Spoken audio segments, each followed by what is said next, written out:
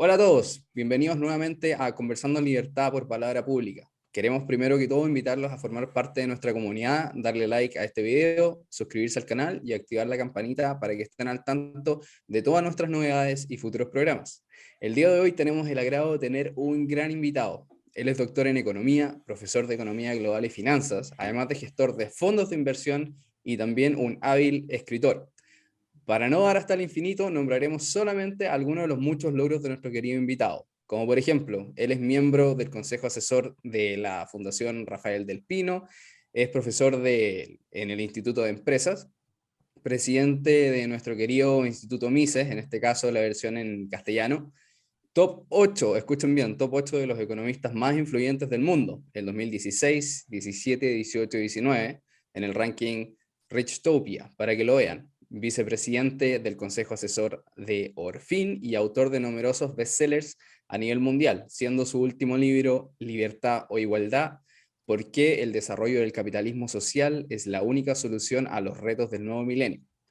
Sus artículos también y entrevistas pueden ser encontradas en países de todo el mundo, traducidas a todos los idiomas, desde China a Turquía y, por supuesto, nuestro querido Chile. Con nosotros, el gran Daniel Lacalle. Estimado Daniel, muchas gracias por estar con nosotros y quienes nos escuchan el día de hoy. Muchísimas gracias a vosotros por invitarme y sobre todo por esa introducción tan amable. Absolutamente, un placer. Impecable entonces. Para el día de hoy y luego algunos consejos iniciaremos este programa nombrando algunos temas y secciones que estaremos discutiendo para que así puedan hacerse una idea desde ya. El programa de hoy se dividirá en tres bloques. Los primeros dos serán de suma utilidad para la contingencia chilena, sobre todo aquellas demandas por los llamados derechos sociales que están tan en boga hoy en día. El primero, nuestro querido invitado nos estará contando sobre la realidad y el escenario español, para luego hablar del sistema de pensiones y al final vamos a estar conversando de manera relajada y entraremos a reflexionar sobre temas y conceptos de suma importancia para clarificar ciertas ideas. Bueno, entonces, enhorabuena, Daniel. Creo poder estar medianamente seguro cuando digo que un gran número de chilenos, si no la gran mayoría, creen que Europa y países como Canadá, digamos, son la panacea del bienestar. Lugares con alta calidad de vida, digamos, derechos sociales y donde un gran Estado presente y burócrata todopoderoso garantiza eficiencia como también bienestar. Por lo que eso ha acumulado durante años un descontento sobre la famosa quimera de la injusticia social chilena, la cual luego de una explosión antisocial, como estuvimos discutiendo anteriormente, tiene un país en un momento crítico de coyuntura histórica, un escenario donde los chilenos esperan una nueva constitución en la cual, por supuesto, todos aquellos derechos sociales estén garantizados y bueno, un nuevo presidente electo, el cual conquistó a su audiencia con una clásica retórica de lo políticamente correcto, como lo haría todo buen progresista, y las promesas de Cantos de Sirenas, donde un nuevo Chile ya viene. Entonces, eh, para comenzar, creo que sería de suma utilidad que nuestra audiencia escuche de tus propias palabras la experiencia europea y más precisamente la española. Entonces, ¿podrías contarnos un poco de la evolución política y económica de España y en qué situación se encuentra hoy? Bien, muchísimas gracias.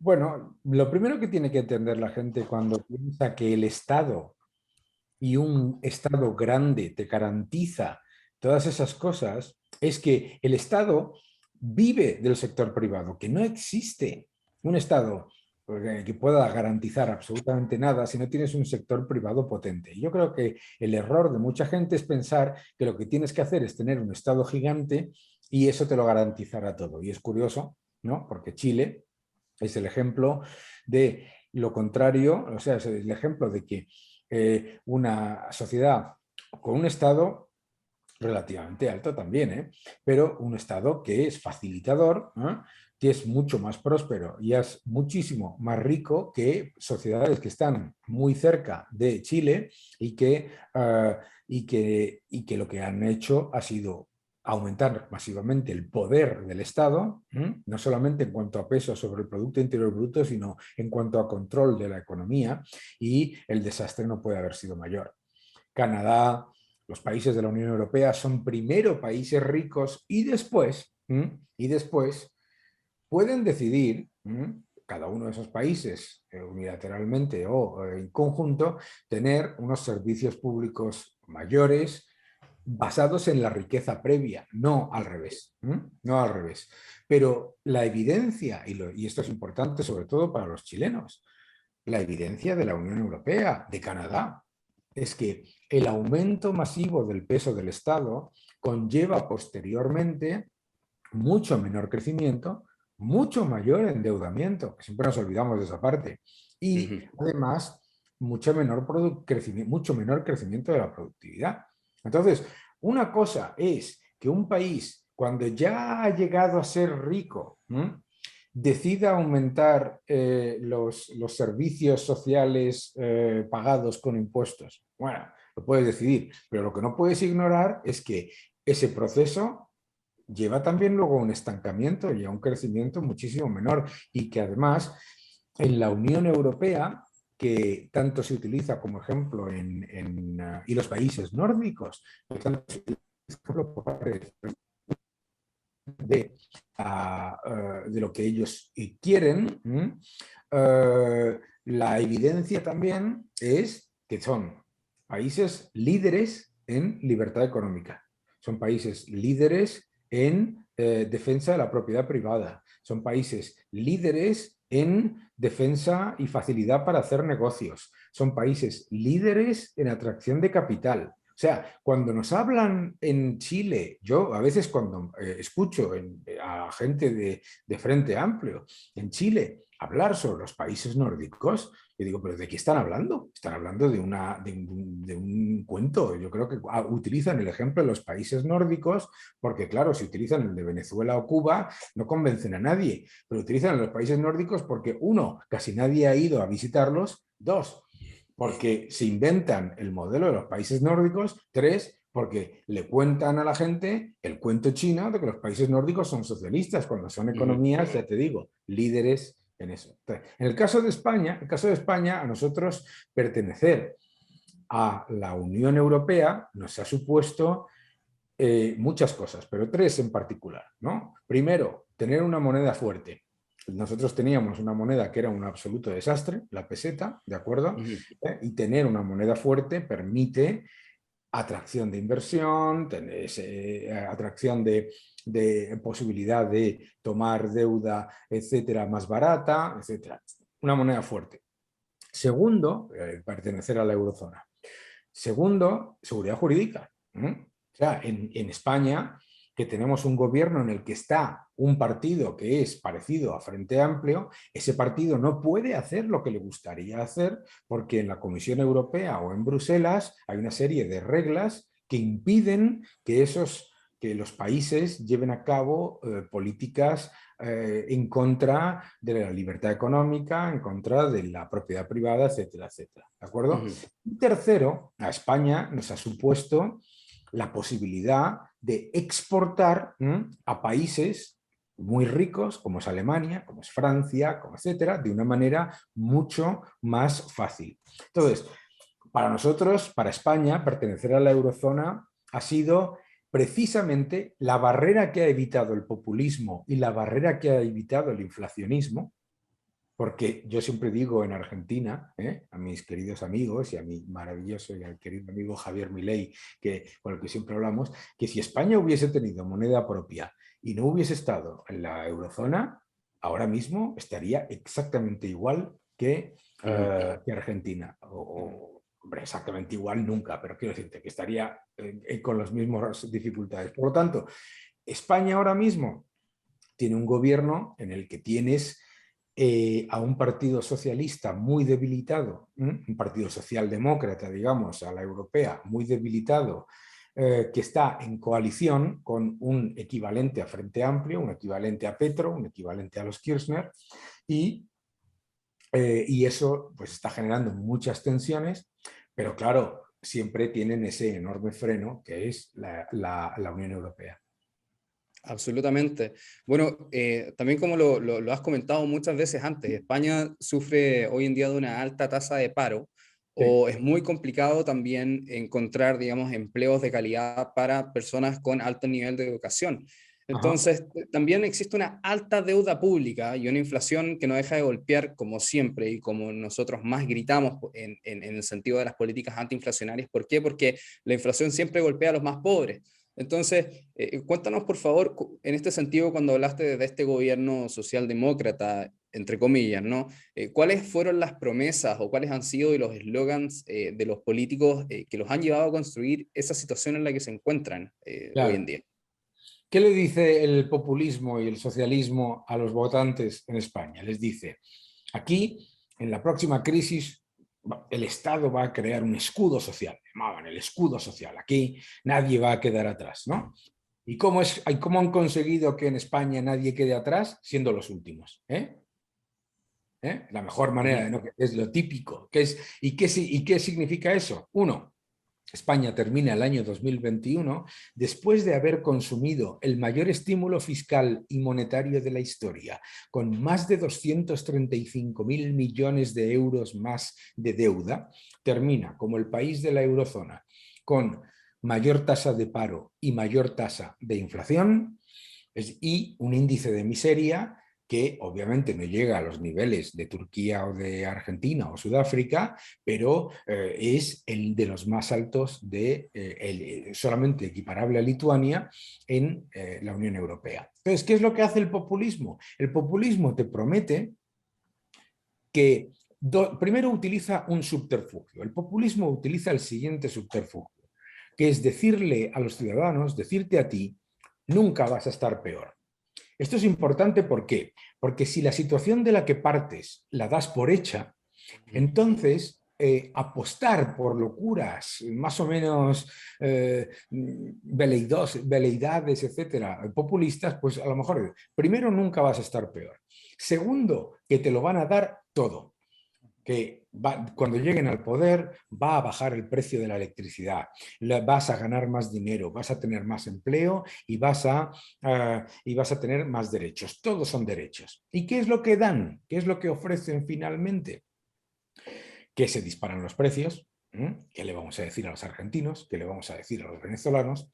Que además destruyen el potencial de crecimiento de la economía, que además encima cuando los ciudadanos y cuando ellos están en el poder, acuden a la propaganda y a la represión. Primero a la propaganda, te intentan decir que los datos del país son buenísimos, ¿no? Y segundo, a la represión, cuando los ciudadanos, como está pasando en España, los granjeros, los agricultores, etcétera, se quejan, entonces les atacan, ¿no? ¿Eh? Ujú. Entonces, el populismo siempre es la venganza del mediocre. Le está prometiendo el cielo al ciudadano, pero lo único que es capaz de ofrecerle es el infierno. ¿Por qué? Porque Ujú. el populismo, el socialismo, el comunismo, solo sabe igualar a la baja. El socialismo no te hace a ti más próspero. Lo único que puede hacerme es a mí más pobre, pero a ti no te hace más próspero. Y además, al estar constantemente atacando el crecimiento económico, el crecimiento empresarial y el progreso real, en términos reales, es decir, ajustado por la inflación, lo que lleva es al empobrecimiento generalizado. Ujú. Absolutamente. Bueno, igual tocaste anteriormente esta falacia del socialismo escandinavo y ahora, aprovechando que nos quedan un par de minutos en este bloque, también tocaste el concepto de la libertad económica. Sin embargo, espero tener o esperamos tener a Ian Vázquez del Cairo Institute que nos ayude a clarificar todo ese tema y cómo lo miden. Pero primero, si estás de acuerdo conmigo, es totalmente erróneo llamar a los países escandinavos socialistas porque por definición, digamos, el socialismo es la abolición completa de los medios de producción y la propiedad privada. Entonces, esto significa al día de hoy que ya no vivimos en el 1800 y por ende ya no hay fábricas industriales en las cuales personas hoy pueden con un celular simplemente utilizarlo como medio de producción para tener un flujo de ingresos. ¿Podríamos estar de acuerdo con eso? Entonces, básicamente, decir que los países escandinavos son socialistas tendería a decir de que en Escandinavia o en Suecia aún existe algún estilo de servidumbre. Y tampoco, o sea, claro, obviamente el sentido, digamos, estricto del socialismo, ¿verdad?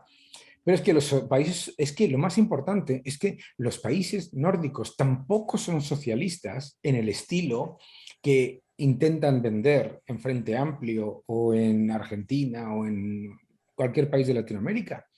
Es que son países que tienen uno de los mayores niveles de desigualdad de riqueza del mundo. ¿Por qué? Porque tienen unas enormes fortunas que está muy bien, ¿no? Segundo, son países en donde la libertad económica, la facilidad para hacer negocios es máxima. Pero también, para mí, es importante recordarle a la gente que son países en donde el Estado no es el gobierno, el Estado, el gasto público no está controlado por los políticos. De hecho, el control de la sociedad civil sobre el gasto público, sobre los funcionarios no tienen trabajo de por vida, por ejemplo, etcétera. Es decir, los países socialistas son democracias capitalistas de libre mercado que además tienen estado de bienestar. Es decir, los países socialistas se parecen más al Chile de Piñera que a la Argentina de los Kirchner. Absolutamente. Bueno, este es un tema que esperamos poder conversar más adelante en una nueva oportunidad contigo. Sin embargo, ahora vamos a conversar de pensiones. Adelante, Francisco.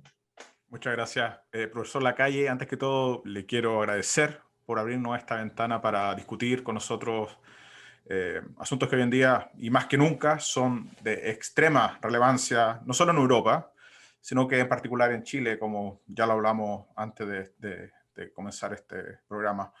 Y bueno, la verdad es que me gustaría discutir un par de ideas que considero muy relevantes, no solo para discutir, sino que para aclarar.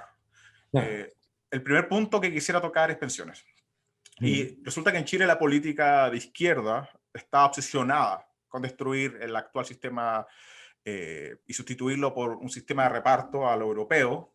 Y una de las ideas que me llamó particularmente la atención en su libro es la falacia de la inexistencia del riesgo, porque lo curioso aquí es que cuando se trata de la deuda a través de bonos y otro tipo de activos de intercambio no existe riesgo por parte del Estado, es decir, cada vez que actúa el Estado no habría riesgo. Entonces, mágicamente el riesgo desaparece cuando el Estado es parte de este asunto. Pero cuando se habla de las pensiones de los chilenos, cuando se habla del sistema de AFP, se acusa el excesivo riesgo.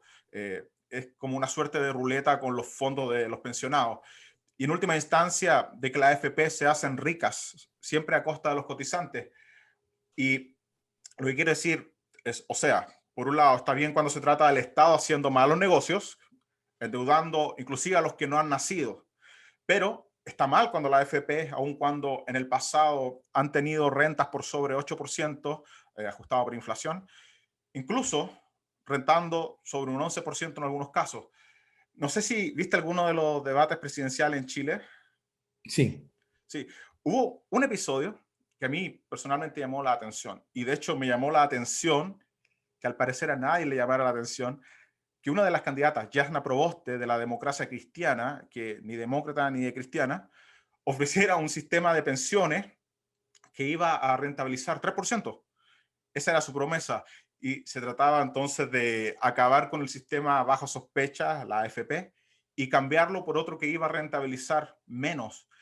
Y nosotros sabemos que en Chile, de cada 10 pesos que las personas tienen en sus cuentas individuales, 7 son retorno.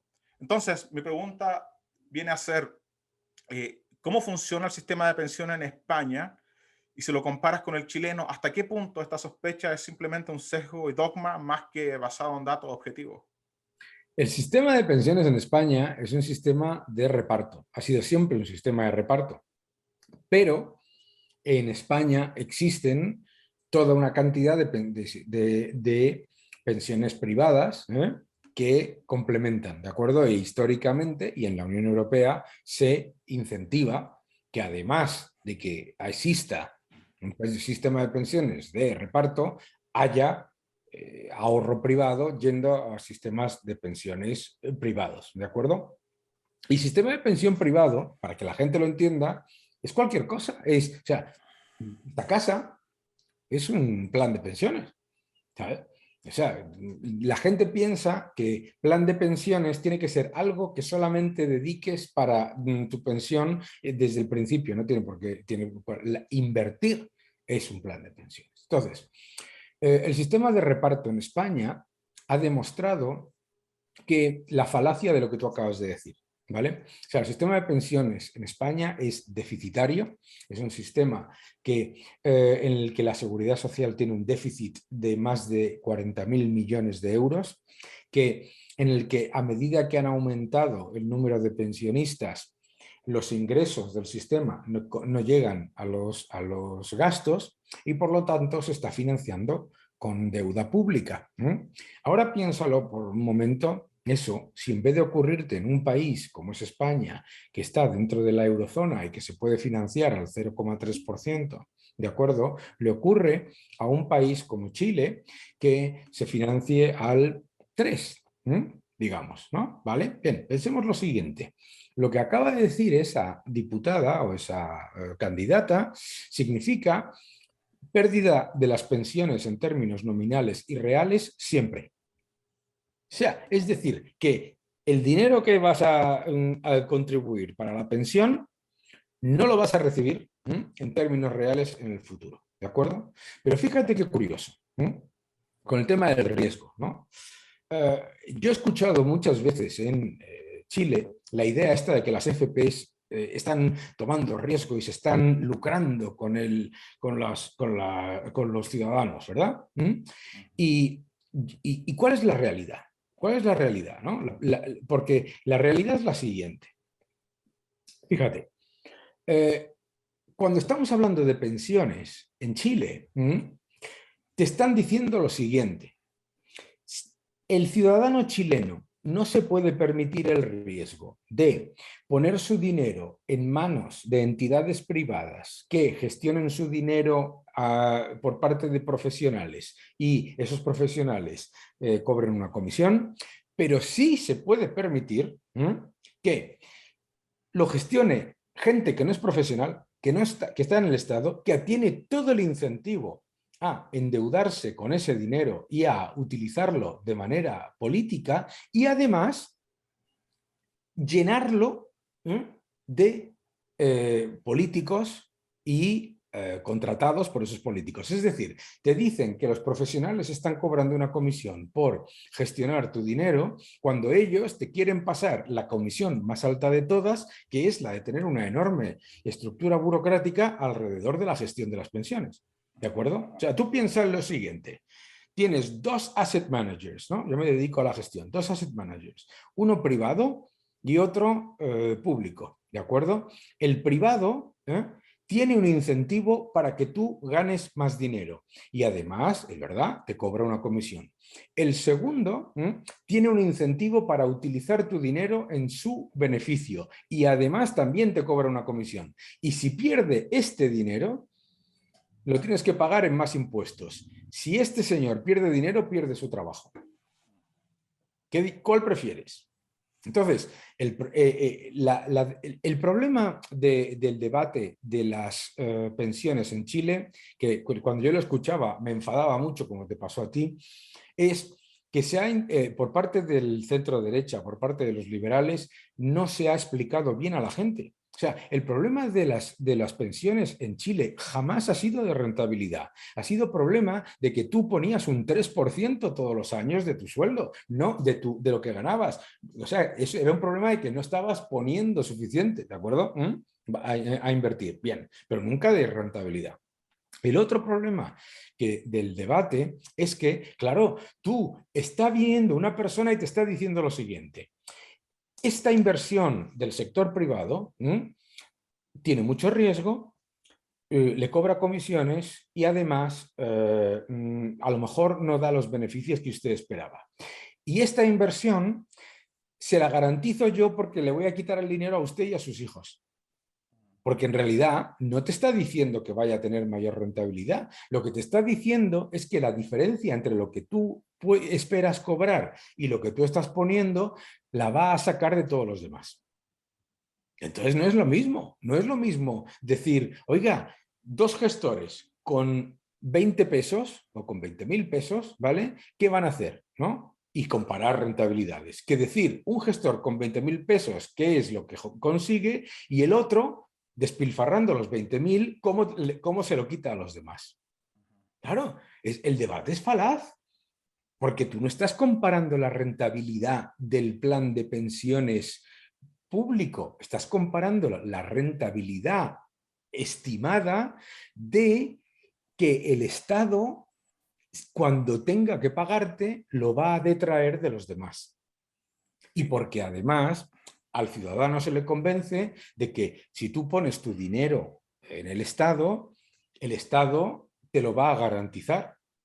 ¿En qué? ¿En qué? En pesos devaluados. Que se lo digan a los pensionistas argentinos. Que se lo digan a los pensionistas argentinos si no tendrían, si todo el dinero, el otro día me lo decía una ciudadana argentina, ¿no? Que había contribuido durante 30 años, ¿vale? Si hubiese puesto ese dinero ni siquiera en la bolsa ni en riesgo, no, con que lo hubiese tenido en dólares de Estados Unidos, tendría 5 veces más pensión en términos reales.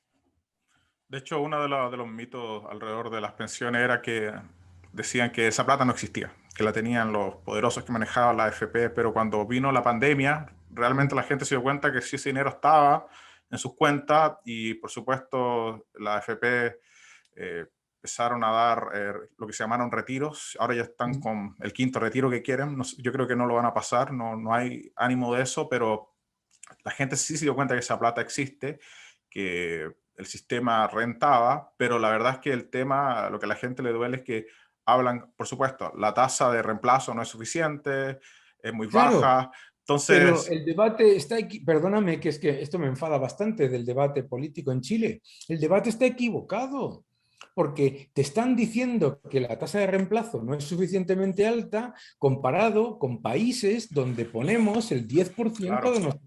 Claro, si el problema nunca ha sido de rentabilidad, el problema ha sido que si tú pones un 1 o un 3% de tu salario en un sistema de ahorro, lo que vas a tener al final del periodo va a ser mucho menor, obviamente, que si pones un 10%.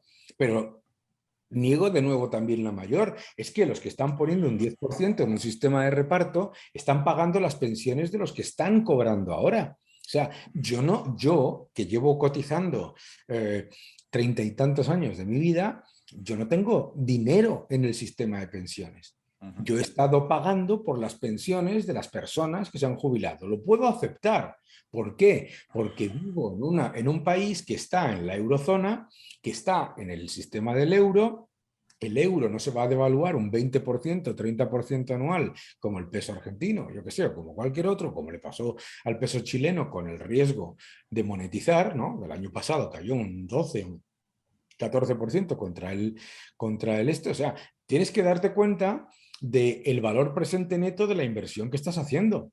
Es decir, yo, Daniel Lacalle, puedo, en cierta manera, aceptar, y tampoco es el sistema ideal, el sistema de reparto porque está dentro de un sistema que es el de la moneda de la Unión Europea, del euro, de la eurozona.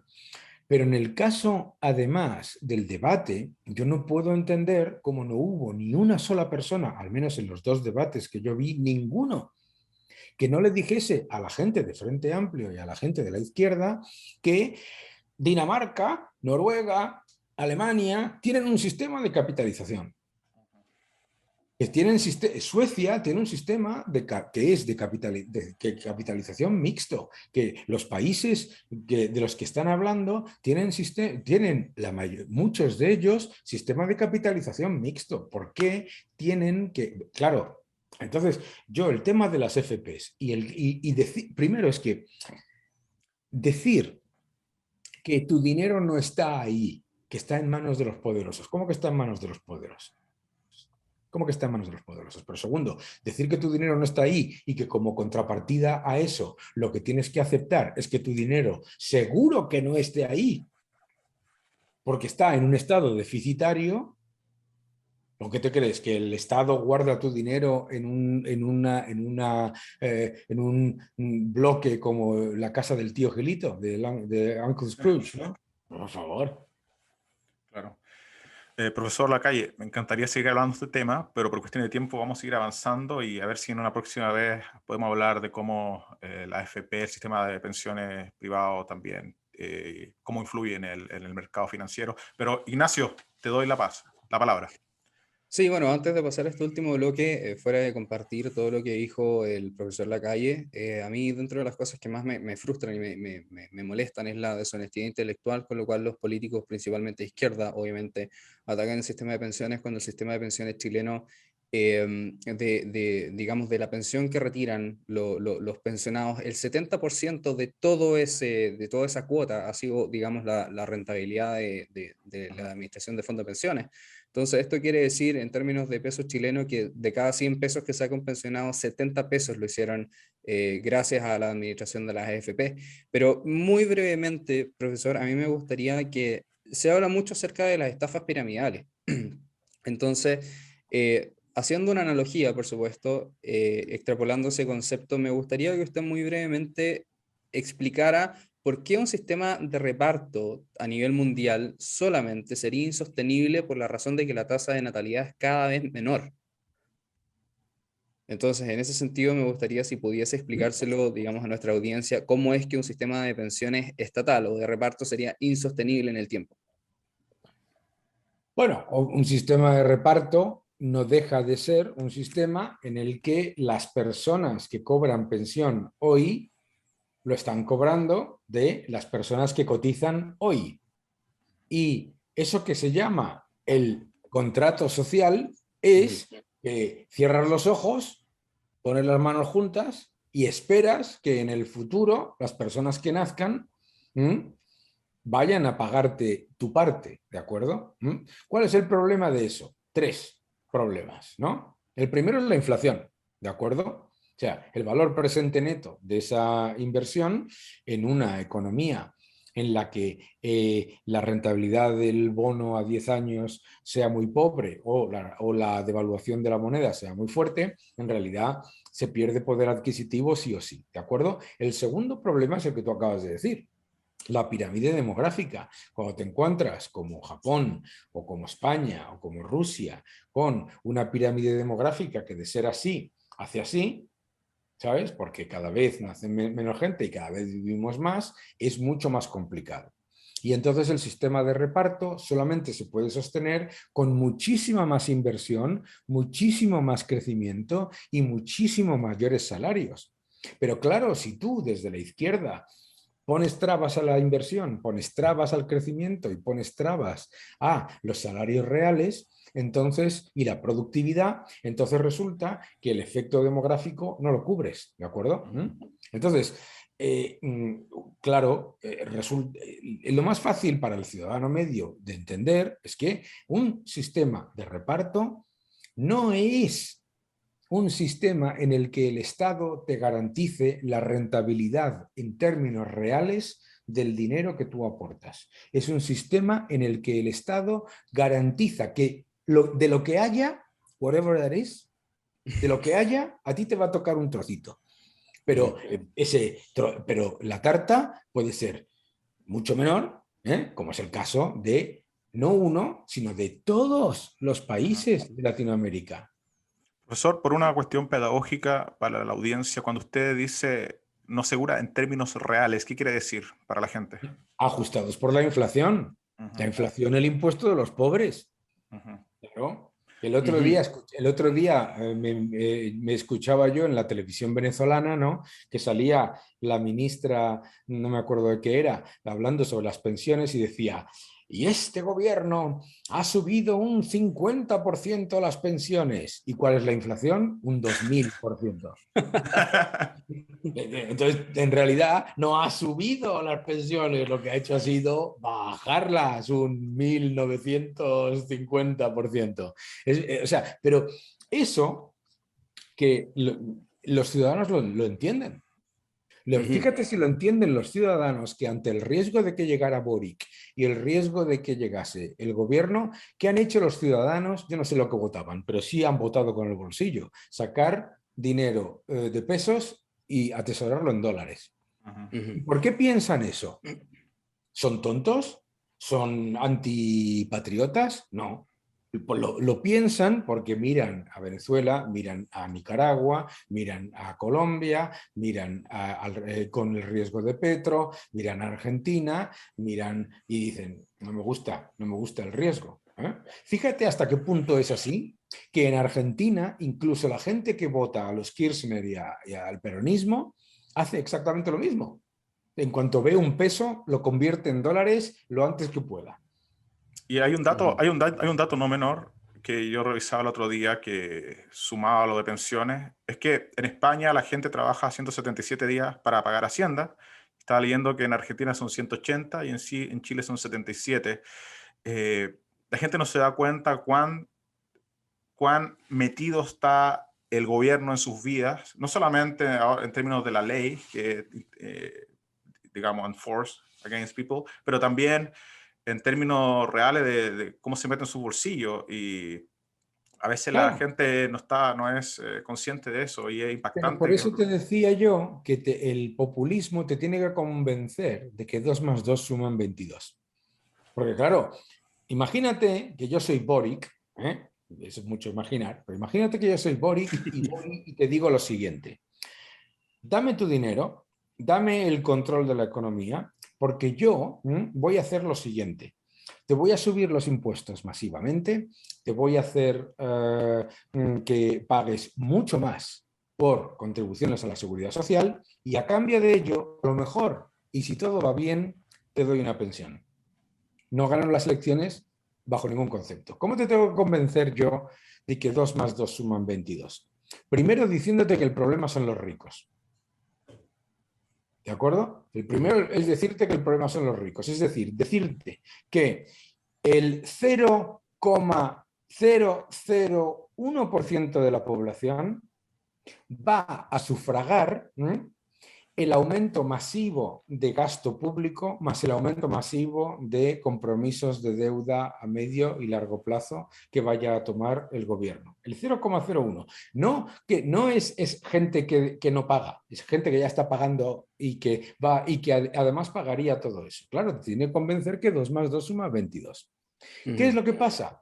Claro, que te tienen que decir que en realidad no te suben los impuestos. Mira, te voy a dar un ejemplo. En España, el socialismo le ha dicho a sus votantes: nosotros no vamos a subir los impuestos a la clase media y trabajadora, ¿no? Vale.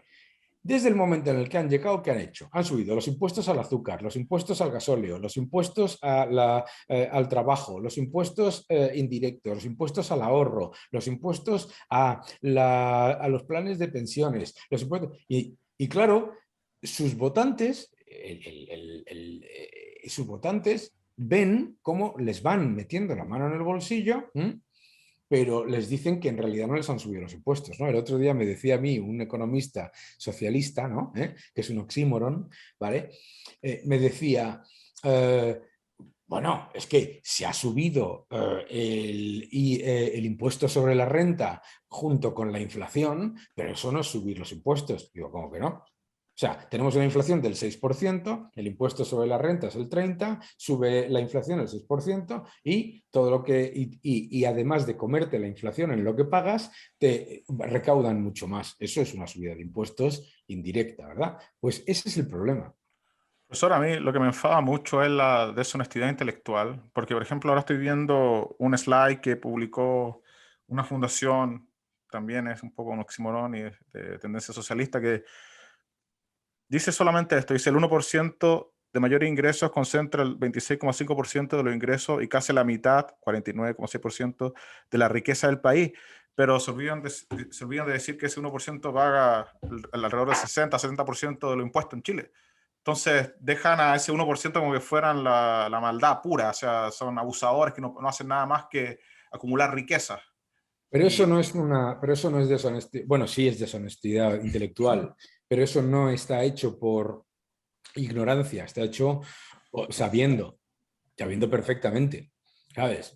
O sea, el socialismo y el comunismo tienen que acudir siempre a la envidia y a convencerte de que el robo es legal, ¿eh? Siempre que no sea a ti, ¿vale? Luego van a por ti, luego van a por ti igual. Pero en esa slide que tú dices, claro, o sea, esto es el debate constante, ¿no? Los ricos tienen el 80% de la riqueza. Claro, no, y en Cuba, ¿quién tiene el 80% de la riqueza? Los Castro, ¿sabes? Los Castro y sus adláteres. Y en Venezuela, ¿quién tiene el 80% de la riqueza? Maduro. O sea, no te están diciendo que va a haber un reparto de la riqueza. Fíjate, en cualquier caso, que los datos que tú me acabas de dar muestran que en Chile la desigualdad no es tan fuerte. Ujú. Claro, porque te están diciendo la desigualdad en Chile es altísima con un 58-60%. Ojo, que eso significa que tienes una igualdad prácticamente de la mitad de la población, ¿sabes?